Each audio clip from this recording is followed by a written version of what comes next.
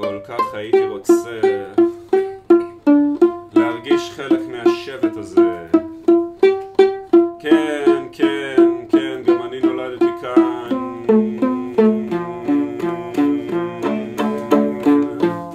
אבל אני לא יכול, אני לא יכול, אני לא יכול, אני לא יכול, אני לא יכול, כי אתם לא מפסיקים אפילו ל5 דקות. לא עברו 5 דקות, אולי תפסיקו רק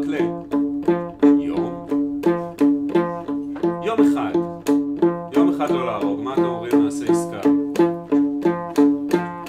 אולי, טוב, לא יום זה יותר מדי, אני מבין, אז אולי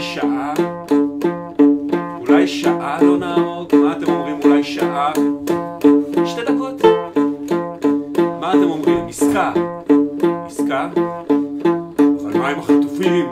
כתבו לי בפייסבוק אנשים, למה אתה לא מדבר על החטופים? למה אתה לא מדבר על החטופים? אני חושב שצריך להמשיך להפציץ אותם, כי אני בעד החטופים, אתה מבין? זה הדבר ההגיוני לעשות.